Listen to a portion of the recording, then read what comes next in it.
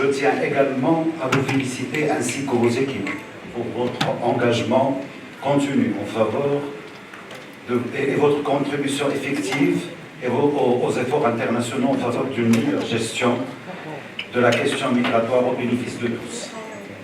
Mes remerciements vont également à l'Union européenne, le partenaire distingué du Maroc pour son appui financier à l'organisation de ces rencontres dans le cadre du programme Euromed Migration 5. Ce soutien témoigne de l'intérêt qu'elle accorde aux échanges humains, un volet essentiel du partenariat euro-méditerranéen. Je me réjouis à cette occasion du choix, loin d'être fortuit, du Maroc pour abriter cette conférence dédiée à une thématique importante, toujours d'actualité, à la tête de nos agendas respectifs de coopération. En effet, de par sa position géographique, le Maroc a depuis longtemps intégré la migration parmi ses priorités. Le Royaume est aujourd'hui un pays de départ, de transit, mais aussi d'accueil. Il a fait preuve d'engagement envers cette question au fil des années, aussi bien au niveau national, régional qu'international, et a démontré être un partenaire crédible et disposé à travailler dans un esprit de responsabilité et de solidarité sur les aspects migratoires avec l'ensemble de ses partenaires. Au niveau national, le Royaume adopte, sous la clairvoyance de Sa Majesté le roi Mohammed VI, une politique migratoire basée sur deux stratégies nationales. La stratégie nationale d'immigration et d'asile et la stratégie nationale pour les Marocains résidant à l'étranger. Elle protège les droits et libertés fondamentales aussi bien des étrangers résidant au Maroc que des Marocains résidant à l'étranger. Ils sont mis en œuvre en coopération et en coordination avec les pays voisins africains et européens, afin de faire en sorte que la migration depuis et vers le Maroc se déroule de la manière la plus sûre, la plus ordonnée, la plus régulière possible, et de manière à réduire autant que possible les risques d'exploitation, de traite et d'abus. Le Royaume est également engagé en faveur de la question migratoire dans la région euro-méditerranéenne, aussi bien au niveau bilatéral que dans les cadres régionaux, notamment l'Union européenne, l'Union pour la Méditerranée, le dialogue 5+5. Ainsi, le Maroc est inscrit pleinement dans des dialogues structurés et profonds et des actions de coopération concrètes et multiformes avec l'Union européenne et plusieurs États membres. Il a par ailleurs pris le lead dans l'organisation de plusieurs conférences internationales, notamment la 8e conférence ministérielle du dialogue 5+5 sur la migration et le développement, tenue à Marrakech en mars 2020, qui a adopté une feuille de route concrète et réaliste portant sur les différents aspects liés à la migration. En outre, l'engagement du Maroc dans le cadre du processus de Rabat se poursuit et se renforce. En témoigne la future présidence, à partir de décembre prochain, du dit processus. Une présidence durant laquelle le Maroc s'évertuera à préserver et à soutenir la qualité des activités de ce processus à travers la coordination pour la mise en œuvre d'un plan d'action élaboré via une approche concertée globale du phénomène migratoire. De surcroît, le Maroc est également un acteur incontournable au niveau continental et international en la matière. Sa Majesté le roi Mohammed VI, désigné par les chefs d'État africains comme leader de l'Union africaine pour la migration, a lancé l'agenda africain sur la migration, dont l'une des propositions était la mise en place d'un observatoire africain sur la migration. Cet observatoire, inauguré en décembre 2020 à Rabat, vient de doter le continent africain d'un outil lui permettant de générer une meilleure connaissance, compréhension et maîtrise du phénomène migratoire et de développer la collecte, l'analyse et l'échange de données entre les pays africains. Il contribuera de manière substantielle à une meilleure compréhension des tendances migratoires au niveau africain et au-delà.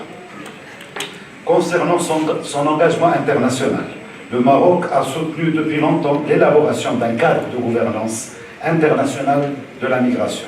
Il participe activement aux travaux du Forum mondial sur la migration et le développement, dont il a assuré la coprésidence avec l'Allemagne en 2017 et 2018.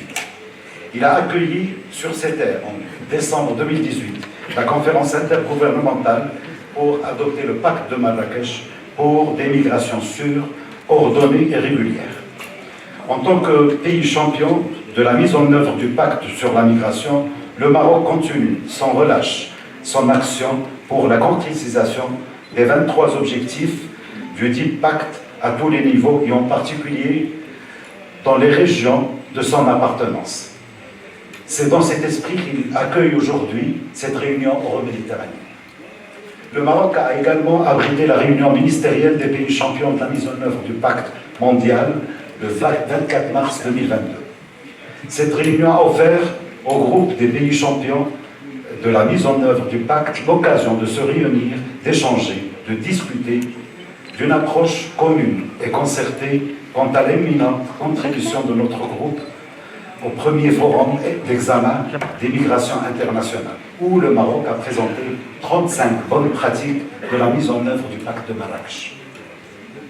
Conscient de l'importance du nexus environnement, changement climatique et migration, et dans le cadre de la 27e conférence des parties COP27, le Royaume soutient des projets pilotes de l'Organisation internationale pour la migration, OIM, notamment le projet Lien entre migration, l'environnement et le changement climatique, qui vise le renforcement des capacités du gouvernement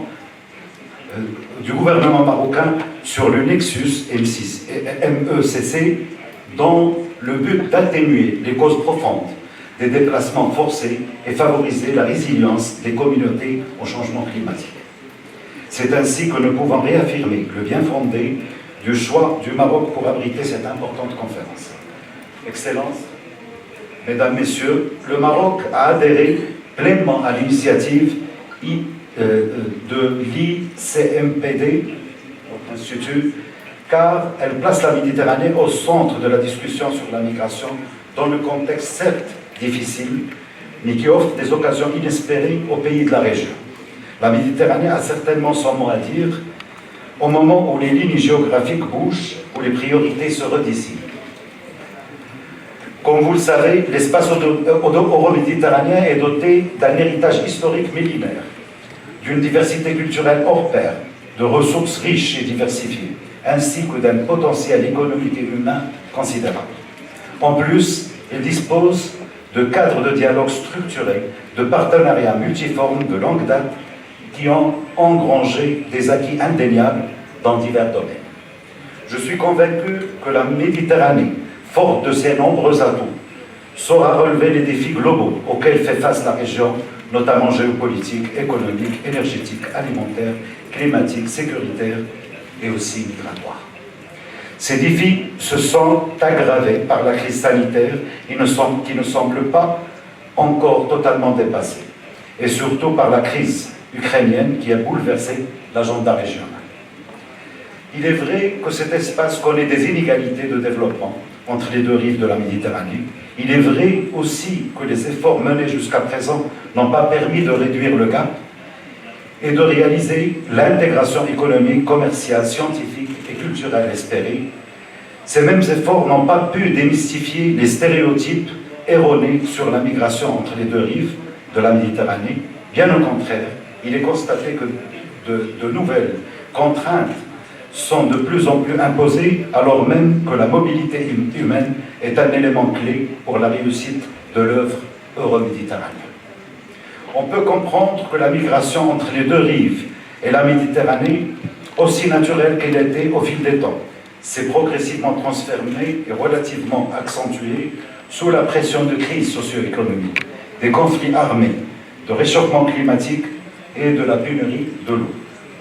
Toutefois, les échanges humains demeurent à nos yeux une chance, une opportunité, un potentiel porteur d'avenir à nos sociétés respectives.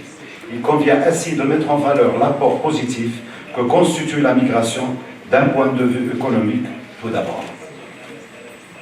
Ce sont souvent des populations jeunes, éduquées et formées qui répondent à une demande de travail non remplie par le marché local. Mais les migrants contribuent aussi à l'enrichissement culturel des sociétés d'accueil. Ils apportent des idées nouvelles des nouvelles manières de faire, une volonté de réussir, tout cela contribue au dynamisme de la société. Donc il est temps d'agir en faveur des migrations sûres, ordonnées, régulières et bénéfiques pour tous. Il est temps d'inverser la tendance, de mettre fin à la perception négative installée dans notre région. Je vous invite à travailler ensemble dans un agenda positif, commun, en considérant la question migratoire comme un levier de développement et non comme un obstacle, comme une chance et non comme un danger. Excellences, Mesdames, Messieurs, ce ne sont pas des déclarations ni des plans d'action qui manquent. Nous avons tout ce qu'il faut, et bien évidemment les objectifs de notre pacte mondial de Marrakech sont là pour guider nos actions. Je vous invite à faire de cette réunion un moment important pour positionner la Méditerranée comme une région championne de la mise en œuvre du pacte. Je me réjouis que la migration régulière soit une mise en avant dans les travaux de la Réunion. La démarche inclusive basée sur la concertation, la prise en compte des intérêts mutuels est nécessaire à cet égard. Le partenariat euro-méditerranéen gagnerait si la région est érigée comme un modèle de coopération en matière de migration légale. Parmi les actions à privilégier, je cite les suivantes. La production de données fiables pour orienter et renforcer nos politiques respectives en la matière. La mise en réseau de nos institutions spécialisées est à encourager pour travailler ensemble sur cet aspect très important et l'Observatoire africain des migrations peut, à ce titre, jouer pleinement son rôle à cet égard. Le partage de l'information sur les possibilités de la migration régulière et les meilleures pratiques dans l'intérêt des pays d'origine et d'accueil au bénéfice des migrants. La mise en relation des agences nationales de promotion de l'emploi et la conclusion d'accords de migration sont à promouvoir. L'investissement dans la formation adaptée aux besoins des partenaires et le perfectionnement des compétences. La multiplication des accords interuniversitaires pour les diplomations et la facilitation de la reconnaissance mutuelle des diplômes sont à favoriser.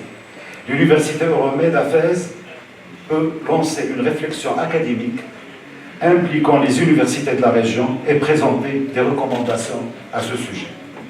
La promotion d'un discours positif sur la migration à travers la multiplication des débats publics fondés sur l'analyse des faits avec l'implication des acteurs médiatiques. L'intégration de la migration dans les programmes de formation des acteurs médiatiques est nécessaire.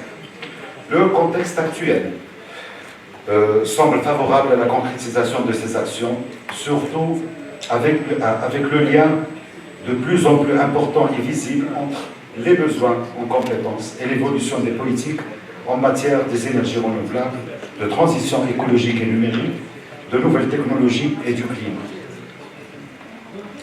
De nombreuses opportunités s'offrent notamment à la faveur d'une demande de la main-d'œuvre qualifiée susceptible d'évoluer grâce à la mise en place de modèles économiques basés sur le développement durable et à la mise en place d'instruments novateurs tels que le partenariat des talents de l'Union européenne qui privilégie une approche concertée.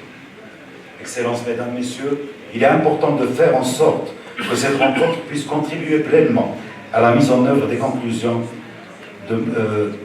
en la matière du dialogue 5+5, du processus de Rabat et de Khartoum, ainsi que du partenariat entre les continents africains et européens.